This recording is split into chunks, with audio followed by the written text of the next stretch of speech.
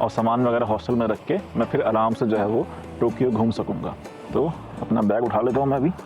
Bag मेरा बेचारा ये पड़ा हुआ है यहाँ पे घास के अंदर, और ये सारे चावल के खेत लगे हुए हैं। तो भाई बैग उठाते हैं और चलते हैं सिटी की तरफ। भाई यहाँ से नाश्ता करते हैं लॉसन स्टोर से, कुछ ना कुछ खाने के लिए पकड़ लेते हैं यहाँ से। ये अंडे वाला सैंडविच उठाते हैं यहाँ से।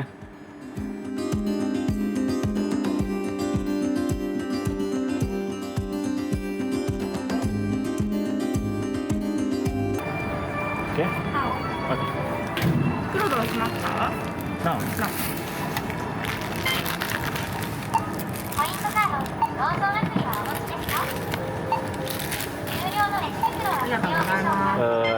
कार्ड こちらにお願いします。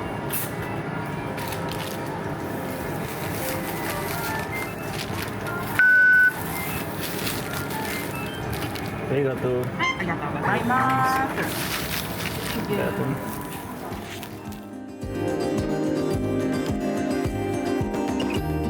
तो मैंने अभी नाश्ता कर लिया, अंडे का सैंडविच लिया था। यहाँ पे जापान में ये मज़े की बात है कि 2 स्टोर्स हैं, एक तो 7-Eleven है और एक है लॉसन। ये जो है वो दोनों स्टोर्स 24 घंटे खुले होते हैं। तो यहाँ से जो है वो सस्ता नाश्ता आप कर सकते हैं और खाने को भी सामान मिल जाता है, चावल वगैरह और वेजिटेबल्स, या अंडे के साथ जो है वो चावल या अंडे का सैंडविच वगैरह आपको मिल जाता है। और पीने के लिए बहुत सारे ऑप्शन अवेलेबल हैं यहाँ पे। तो अब सीन ये है कि जहाँ से मैं जो है वो टैक्सी पकड़ के आया था स्टेशन से और अपने जो है वो हॉस्टल से, वहाँ पे गाड़ी का रास्ता था 10 मिनट का यहाँ पे आने का। और यहाँ से अगर वापस जाना है तो गाड़ी से तो उतना ही टाइम लगेगा 10 मिनट, टैक्सी से, लेकिन पैसे बहुत ज़्यादा लगेंगे वहाँ से जाने के लिए। टैक्सियाँ बहुत महंगी हैं जापान के अंदर। तो मुझे सुबह जल्दी पहुँचना था, इसलिए मैंने टैक्सी पकड़ ली। सुबह के टाइम जो है वो बस या ट्रेन वगैरह अवेलेबल नहीं थी। बस चलती है तकरीबन यहाँ पे 7:30 या 8 बजे के बाद। तो यहाँ से ट्रेन का रास्ता उस स्टेशन तक जाने के लिए 1 घंटे का है और 2 ट्रेनें चेंज करनी है मुझे। तो अब मैंने प्लान ये बनाया कि मैं जाता हूँ ट्रेन पकड़ के, और पहली ट्रेन मेरे ख्याल से यहाँ से थी आधे घंटे के रास्ते पे, वॉकिंग डिस्टेंस पे। तो वहाँ से पहली ट्रेन पकड़ूँगा, ट्रेन पकड़ के फिर मैं चेंज करूँगा दूसरी ट्रेन, और दूसरी ट्रेन से फिर मैं जो है वो जाऊँगा आगे मेन स्टेशन पे, जहाँ से जो है फास्ट ट्रेन मिलती है। तो ये ट्रेन की पटरी आ गई, फाटक आ गया, और मेरे ख्याल से लेफ़्ट साइड पे ही ट्रेन स्टेशन बना हुआ है। यहाँ पे ये कैमरा भी लगाया हुआ है इन लोगों ने मेरे ख्याल से। ये फाटक है और यहाँ पे सामने ट्रेन स्टेशन है। तो यहाँ से मुझे पहली ट्रेन मिलेगी फूजी की, वो लेके जाएगी किसी और स्टेशन पे, और वहाँ से जो है मैं शिंकनसेन के स्टेशन पे जाऊँगा। तो ट्रेन मेरे ख्याल से बहुत घूम के जाती है। ये कोई दूसरा सिटी है, फूजी से मेरे ख्याल से दूसरे सिटी में आया था मैं गाड़ी से, जो है वो हाईवे से शॉर्ट रास्ता था, लेकिन अब ये ट्रेन ऊपर से घुमा के 2-3 गांव वापस लेके जाएगी मुझे। देखते हैं कि भाई कौन सी ट्रेन यहाँ से मिलती है। और सूखा कार्ड चलना चाहिए यहाँ पे, तो सूखा कार्ड को भी चलाएंगे यहाँ पे दोनों ट्रेनों के लिए, और फिर निकलेंगे यहाँ से। मेरे ख्याल से यही ट्रेन का स्टेशन लग रहा है मुझे।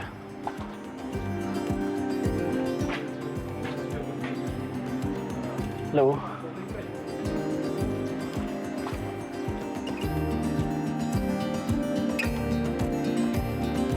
बहुत पुरानी ट्रेनें खड़ी हुई हैं यहाँ पे। एक तो मेरे ख्याल से ये अंदर ही खड़ी है इसके, और 2 ये खड़ी हैं पुरानी ट्रेनें जापान की। तो मेरे ख्याल से इसी तरह की ट्रेनें चल रही हैं यहाँ पे। बहुत कोई एंटीक किस्म की ट्रेन खड़ी हुई है, बहुत पुराना इंजन है। एक ये खड़ा हुआ है, ये मेरे ख्याल से इंजन लग रहा है, ट्रेन तो नहीं लग रही। उसके पीछे भी जो है वो इंजन खड़ा हुआ है और मालगाड़ी लग रही है, पीछे डब्बा बना हुआ है पीछे उसके। और यहाँ पे लोग बैठे हुए, मेरे ख्याल से इधर ट्रेन आएगी।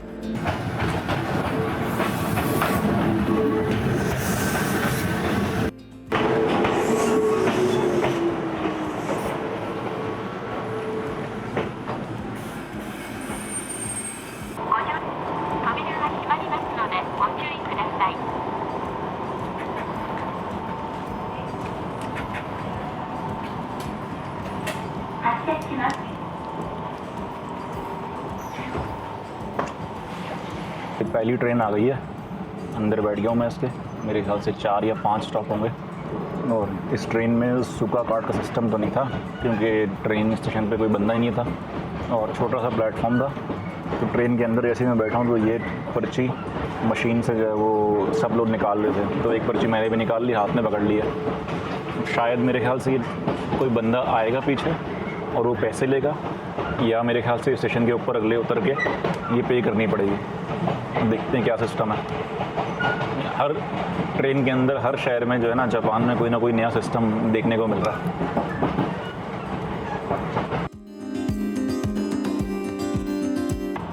ये स्टेशन का नाम है हिना स्टेशन।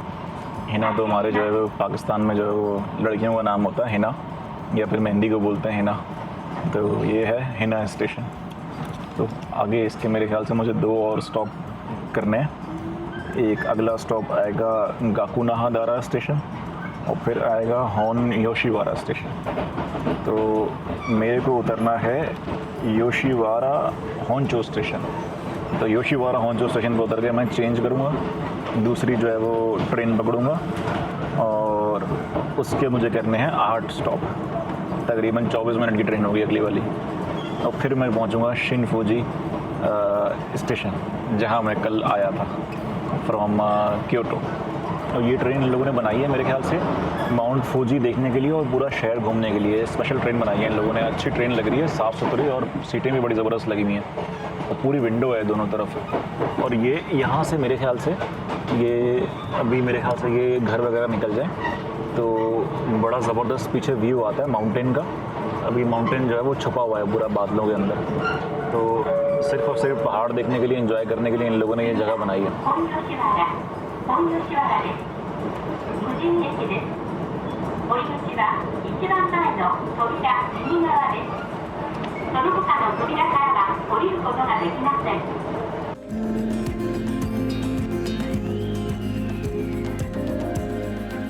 तो स्टेशन पे उतर गया हूँ मैं अपने, और वही था कि अगर आपने बैठना है तो बैठने हुए किसी भी दरवाजे से बैठ जाओ ट्रेन के अंदर।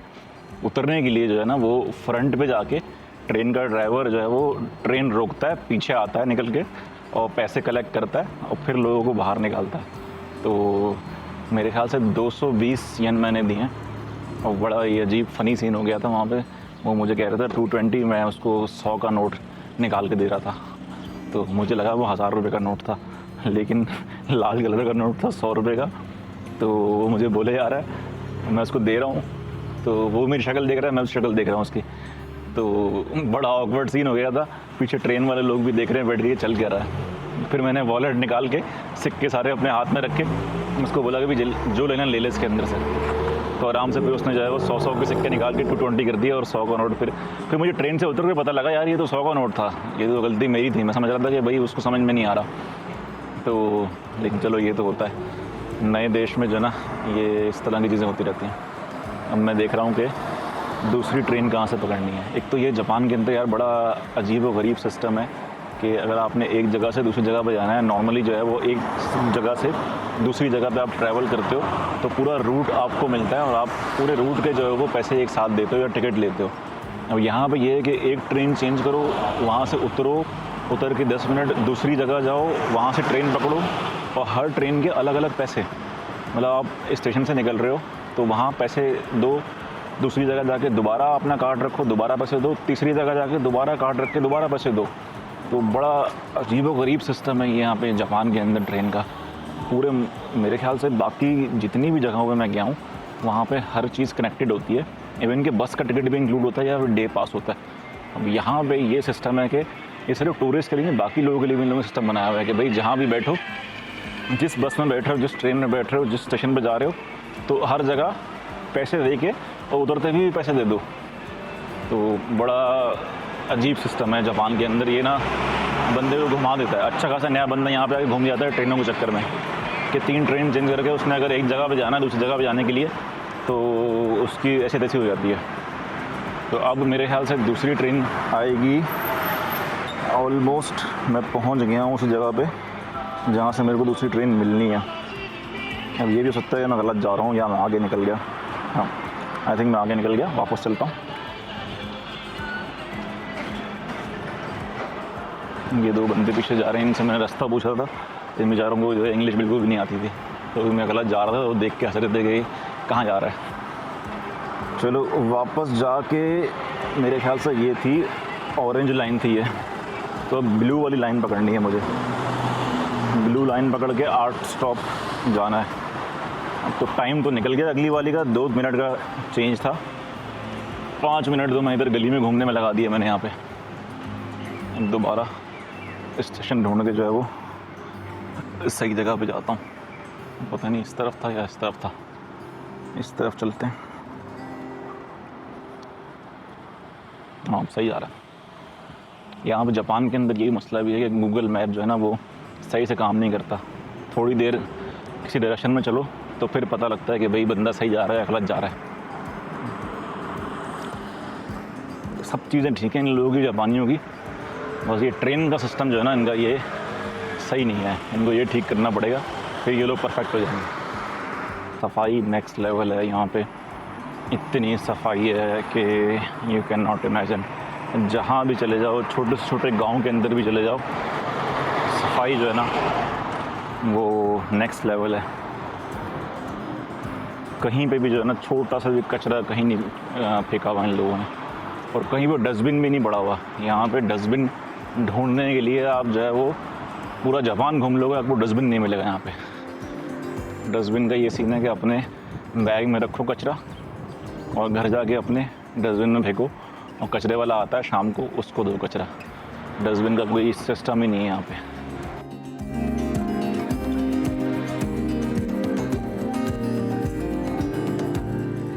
बस लग रही है यहाँ पे, बस अड्डा बना हुआ है, बस अड्डे पे 2-3 लोग खड़े हुए हैं। ये ट्रेन नहीं लग रही, बस लग रही है।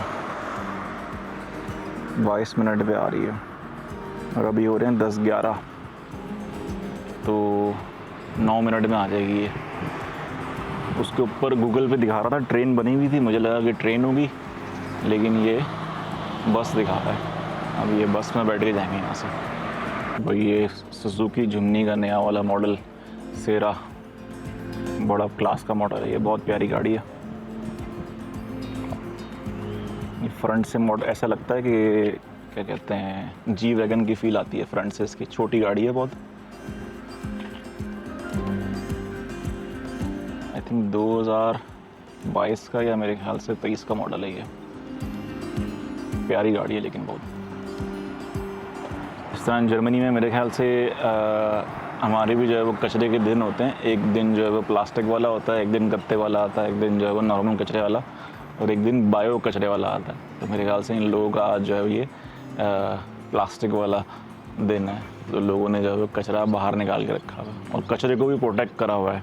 ऊपर जाल लगाया हुआ है येलो कलर का, ताकि थैलियाँ उड़ के इधर उधर न चली जाएँ। तो ये बस में बैठ गया हूँ मैं, और सारे बुड्ढे लोग बैठे हैं बस के अंदर, और बस के अंदर भी यही सीन है कि मुझे वो ये टिकट दे दिया इन लोगों ने हाथ में, और आगे उतरते हुए ड्राइवर को पे करना पड़ेगा। मेरे ख्याल से 100-150 रुपये ये भी ले लेगा बस वाला भी। भाई बस वाले ने जो है ना पूरा शहर घुमा के, गाँव घुमा के, पूरा शॉपिंग मॉल ये वो ला के छोड़ दिया स्टेशन के ऊपर। तो अब मैंने टिकट ख़रीद लिया टोक्यो का।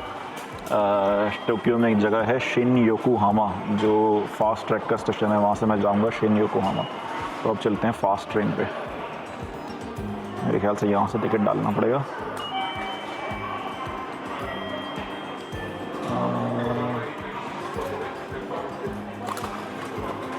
ये निकल आया,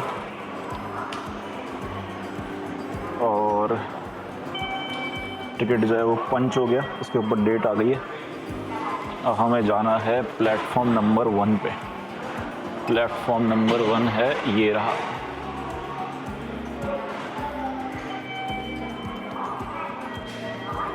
अच्छा, यहाँ पर सिस्टम ये है कि 2 किस्म की सीट्स हैं फास्ट ट्रेन के ऊपर। एक रिज़र्व सीट है और एक है नॉन रिज़र्व सीट। तो रिज़र्व सीट जो है वो महंगी है, वहाँ पे आपको जो है वो सीट मिल जाती है, आपकी पक्की सीट होती है, बैठ के सुकून से आते हो। नॉन रिज़र्व सीट जो है वो थोड़ी सस्ती है, उसमें आपको जो है वो सीट देखनी पड़ती है कि जो भी सीट खाली मिले तो जाके आराम से बैठ जाओ, और बैठ के जो है वो चले जाओ, फिर कोई नहीं छेड़ता।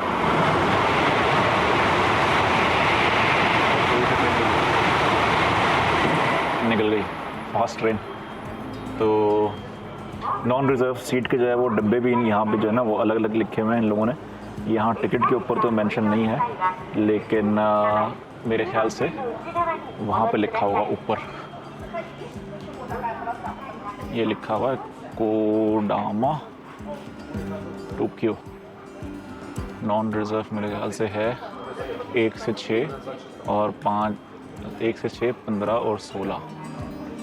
तो नॉन रिज़र्व सीटें जो है ना वो 1 से 6 डब्बा है और 15 डब्बा और 16 डब्बा, उसके अंदर सारी नॉन रिज़र्व है। तो किसी भी डब्बे में बैठ के आप जो है वो चले जाओ, सीट कहीं भी मिले बैठ जाओ और कोई भी दंड नहीं करेगा, बस टिकट पास होना चाहिए। तो ये सिस्टम है फास्ट ट्रैक का। ये ट्रेन जा रही है।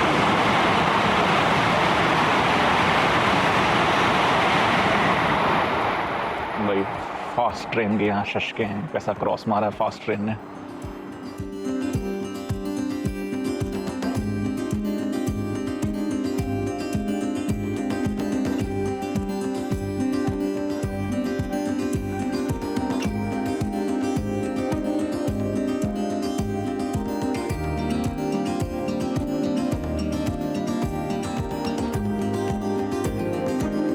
मैं पहुंच गया हूँ अभी शिन योकोहामा स्टेशन पे, और ये टोक्यो के आउटस्कर्ट्स के अंदर जो है वो फास्ट ट्रेन का स्टेशन है।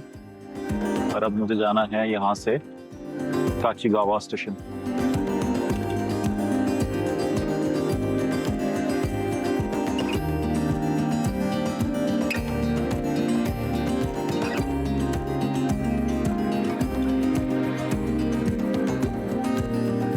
लाइन मेरे ख्याल से ये कह रहा है कि ऊपर चले जाओ यहाँ से। योकोहामा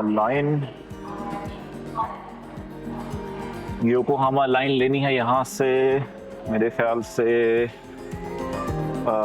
56 मिनट का रास्ता है। योकोहामा लाइन के हमने 10 स्टॉप लेने, उसके बाद चेंज करना है हाचिको स्टेशन, उसके भी 3 स्टॉप हैं, फिर जाके वहीं पहुँचूँगा। तो योकोहामा लाइन तो ये जा रही है 6 नंबर, 5 नंबर, 6 नंबर में चलते हैं।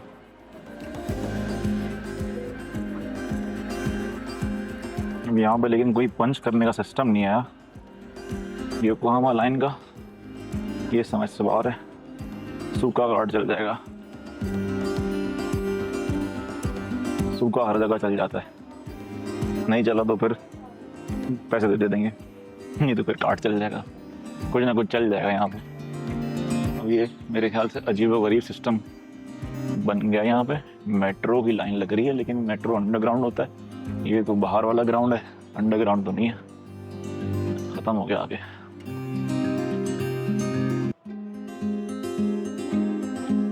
अच्छा, आपको एक मज़े की चीज़ दिखाता हूँ। यहाँ पे जितने भी ट्रेन स्टेशन हैं, वेंडिंग मशीन्स तो लगी होती हैं यहाँ पे, लेकिन उसके अलावा ये सामने जो है ना इस तरह के लॉकर्स बने होते हैं यहाँ पे बहुत सारे। तो अगर आपने लेट्स सपोज के ये वाले सिटी में आप किसी काम से आए और आपके पास ये बड़ा बैग है और आपने 2-3 घंटे के लिए बाहर जाना है, तो यहाँ पे लॉकर में आप बैग रख के और 3-4 घंटे के लिए आप वापसी आ सकते हो और लॉकर यहाँ से निकाल सकते हो। ये हर स्टेशन पे बना हुआ है यहाँ पे। ये तो छोटा स्टेशन है, लेकिन बड़े स्टेशनों पे बहुत बड़े बड़े इस तरह के बॉक्सेस बने हुए हैं। इवन कि आप जो है अपना बड़ा वाला सूटकेस है वो भी अंदर डाल सकते हो उसके, और सूटकेस अंदर डाल के जो है वो पूरा दिन घूम के रात के सूटकेस निकाल के आप वापसी आ सकते हो। यहाँ पे भी हाशिमोतो है। हाशिमोतो मेरे ख्याल से भी मशहूर आदमी होगा जो जिसके नाम पे हर शहर में स्टेशन बने हुए हैं। अगर क्योतो में भी मेरा जो स्टेशन था वहाँ भी हाशिमोतो था, तो अभी लेकिन मैं हाशिमोतो से एक और आ गया, हाजी ओचो जा रहा हूँ, उसका बड़ा भाई है। अच्छी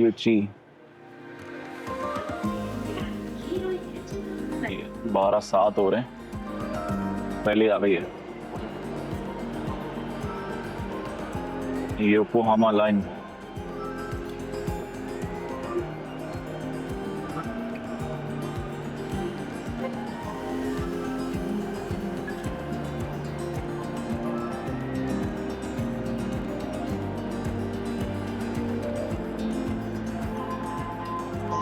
वही सिस्टम से घुसते हैं लोग अंदर, सिस्टम से जो है बाहर आते हैं। सिस्टम लेट हो गया, मैं इस वाले सिस्टम में घुस रहा हूँ।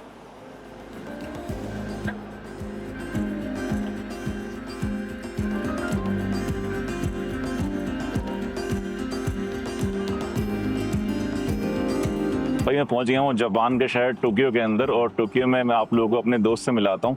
तकरीबन 10 साल पहले जो है हमने साथ में जो है वो जर्मन पढ़ी थी, और वो मुझे अभी लेने के लिए आया, तो आप लोगों को उससे मिलवाता हूँ यहाँ पे। अस्सलाम वालेकुम, क्या खैरियत से ठीक हो? ठीक ठाक। रजा भाई क्या चल रहा है टोक्यो में? बस अल्हम्दुलिल्लाह अभी शाम हो रही है। ये पकड़ो। ओके, अभी यहाँ पे शाम के 5 बज रहे हैं, और ये ताची का हम लोग मिले हुए हम लोग लास्ट टाइम मेरे ख्याल में 12 ईयर्स अगो मिले थे। 12 साल पहले जी। हम लोग जो है वो गोइटे में एक साथ पढ़ते थे। जी जी जी जी। और ये भाई चले गए जापान, और मैं आ गया था क्या कहते हैं जर्मनी का। तो 12 साल बाद हम लोग जो है वो मिल रहे हैं टोक्यो के अंदर। तो भाई जापान के बारे में बताओ कि टोक्यो की लाइफ कैसी है? लाइफ यहाँ की बहुत फास्ट है, और अभी इन्होंने जैसे कि कहा कि 12 साल, तो 12 साल का मतलब आप समझ लें कि एक अरसा होता है, लेकिन कैसे गुजरे पता भी नहीं लगा। तकरीबन 12 साल बाद मैं इनको यही बता रहा था कि फेस वगैरह इनका जो इनका गेटअप वगैरह सब वैसे का वैसे ही है जैसा कि हम सेम जैसे हम 12 साल पहले जब हम गोइटे में कराची में मिले थे वैसे का वैसे। अभी जो है वो तकरीबन कोई 1-1.5 घंटा गपशप करिए बैठ के, तो बहुत ही इंटरेस्टिंग गपशप हुई है जापान के बारे में। जापान और जर्मनी का कल्चर जो है ना वो सेम टू सेम है बिल्कुल। यहाँ पे मुझे कोई फर्क दिखा ही नहीं, बस सिर्फ एक फर्क दिखा है, वो सिर्फ और सिर्फ सफाई का के, और बाकी ये दोनों गाँव में सेम टू सेम ही है। और मेरे ख्याल में खर्चा वगैरह भी यहाँ पे सेम टू सेम ही है, तकरीबन सेम है, मिलता जुलता ही है। जो फास्ट ट्रेन में मैंने सफर किया अभी तक, और चीजें वगैरह खाना वगैरह खाया होटल्स वगैरह, वो सेम टू सेम मिलता जुलता ही है यहाँ पे। अब आपकी नेक्स्ट डेस्टिनेशन क्या है? भाई नेक्स्ट डेस्टिनेशन मेरी टोक्यो में, मैं 2-3 दिन घूमूंगा, उसके बाद मैं जाऊंगा वापस ओसाका, क्योंकि ओसाका से मेरी फ्लाइट है। सही है। तो टोक्यो में आप अभी हमारे जो राशिद भाई, अभी मेरी इनसे डिस्कशन यही हो रही थी कि इनको मैंने बताया, क्योंकि शिबुया स्क्रैम्बल का कह रहे थे, मैंने इनको ये बताया कि जैसे टोक्यो टावर है और इस स्काई ट्री है यहाँ पे भी अच्छा यानी कि स्पॉट्स हैं घूमने फिरने के ना। बाकी रही बात रेस्टोरेंट्स की, तो आपका कैसा एक्सपीरियंस है रेस्टोरेंट्स का यहाँ पे? यार रेस्टोरेंट मेरे को ज्यादातर तो यहाँ पे नेपाली दिखे हैं यहाँ पे। मेरे ख्याल से इंडियन वो नाम यूज करते हैं इंडियन पाकिस्तानी का, लेकिन अंदर सारे नेपाली हैं। मेरे ख्याल से ज्यादातर जापान के अंदर नेपाली रेस्टोरेंट हैं जो हलाल खाना देते हैं और पाकिस्तानी टेस्ट होता है। पाकिस्तानी यहाँ पे बहुत सारे हैं, लेकिन असल में क्योंकि ये अभी हम लोग आए हैं जिस तरफ से ना, ये ताचिकावा का एरिया, यहाँ पे इतने पाकिस्तानी रेस्टोरेंट्स नहीं है। लेकिन अगर हम सेंट्रल टोक्यो में जाएंगे वहाँ पे आपको मिलेंगे। फिर इसी तरह हम इबाराकी साइड पे जाएंगे या चीबा साइड पे जाएंगे तो वहाँ पे पाकिस्तानी और बहुत बड़े बड़े अच्छे रेस्टोरेंट्स हैं और बड़े मतलब डिलीशियस खाने होते हैं उनके। अभी जाता हूँ मैं सेंट्रल टोक्यो के अंदर जाता हूँ, तो जो है वहाँ पे ट्राई करता हूँ पाकिस्तानी रेस्टोरेंट वहाँ पे। बाकी अब बताओ टोक्यो में कैसी लाइफ गुजर रही है आपकी? बस लाइफ अच्छी गुजर रही है, बस यार टाइम का पता नहीं चलता कि अभी देखें तकरीबन साल शुरू में 5-6 महीने हो चुके हैं, 5 महीने ना। और अभी बल्कि कल परसों मैं घर पे भी बात कर रहा था, लगता है कि अभी हमने न्यू ईयर की यहाँ पे हम लोग गए थे उदाईबा बीच पे, तो लगता है अभी हमने न्यू ईयर के फायरवर्क्स अभी हमने 2-4 दिन पहले देखे थे, जबकि इसको 5 महीने गुजर चुके हैं तकरीबन। तो लाइफ यहाँ पे बहुत फास्ट है। आप सकून तो सेफ्टी है, लेकिन टाइम का पता नहीं चलता यहाँ पे ना, कब सुबह हुई कब रात हुई कब महीना खत्म कुछ भी नहीं पता चलता। मुझे 10 साल हो चुके हैं यहाँ पे आए हुए, तकरीबन 10 साल हो चुके हैं। लेकिन अगर आप उससे वो पूछेंगे ना कंक्लूजन, तो 10 सालों का मुझे भी नहीं पता लगा कि कितनी फास्ट गुजरे हैं यहाँ पे 10 साल। बहुत टाइम मेरे ख्याल से 12 साल हम लोग ने। अच्छा तुम बताओ तुम जर्मनी क्यों नहीं गए? तुम गए वो जापान क्यों चले गए? यार जर्मनी का मैं अभी इनको बता रहा था कि मेरा एडमिशन हो गया था उसमें ऑस्ट्रिया में यूनिवर्सिटी में, लेकिन वो बैड लक थी। जिस टाइम पे एडमिशन हुआ था उस टाइम मेरे ख्याल में इमरान खान का कुछ वो चल रहा था धरना वहाँ पे पाकिस्तान में, तो एम्बेसी ने मुझे बुलाया था, ऑस्ट्रियन एम्बेसी ने, लेकिन वहाँ पे जाना नहीं हो सका। उसके चक्कर में फिर मैंने गिव अप कर दिया।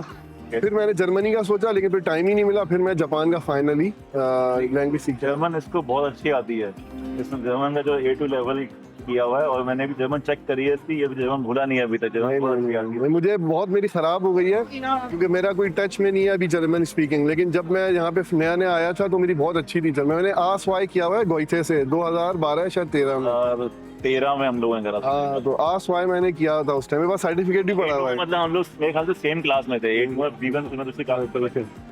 चलो फिर तुम जर्मनी आओ, चले इंशाल्लाह ताला। जर्मनी जो है वो घुमाते हैं इंशाल्लाह लगेगा जो है वो जापान और जर्मनी का। जरूर जरूर इंशाल्लाह ताला। और आप भी, मैंने इनको भी कहा है कि नेक्स्ट टाइम जब भी यहाँ फैमिली के साथ हैं तो हम लोग इंशाल्लाह ताला लॉन्ग ड्राइव पे चलेंगे और पूरा जापान हम बाय रोड कोशिश करेंगे कि पूरा जापान एक्सप्लोर करें। जापान मुझे जो है ना सारे 5-6 कंट्रीज में सबसे बेस्ट मुझे लगा है जापान। और जापान नेक्स्ट टाइम मुझे लाजमी जो है कम से कम महीने के लिए आना ताकि मैं सुकून से हाँ हाँ बिल्कुल, आप मोस्ट वेलकम, आप आए। आस पास के जो है वो सारा घुमा है मैंने, लेकिन सुकून से एक जगह पे रुक के जो है ना आराम से फिर देखना है। नहीं, हम रोड पे भी अगर बाय रोड चलेंगे ना तो मेरे ख्याल में 10-15 दिन में हम इजीली जो है ना, जो फेमस स्पॉट्स हैं इनके, जैसे क्योतो, नारा, क्यूशू, हकाता, नागोया, कोबे, जो मशहूर जगह है ना, गाड़ी की जरूरत है, गाड़ी में जाओ तो गाड़ी इजीली आराम से। पब्लिक ट्रांसपोर्ट से बहुत मसला है, बहुत मसला है, बस रात को 12 बजे बंद हो जाती है ना, जैसे गाड़ी में अपनी गाड़ी कोई मसला, सीट पीछे करें आप सो जाएं, 10 तरह के एडवांटेज है ना। तो फिर हाईवे पे खाने का भी मसला नहीं होता, सारी चीजें इंशाल्लाह ताला आपको कराऊंगा। आप नेक्स्ट टाइम जब भी आए फैमिली के साथ तो आप, मैं हाजिर हूँ इंशाल्लाह। बहुत खुशी हुई मिलकर आपसे। इंशाल्लाह फिर जो है मिलते हैं जर्मनी में या फिर नेक्स्ट ईयर जापान में। चले इंशाल्लाह ताला, इंशाल्लाह। Okay, thank you.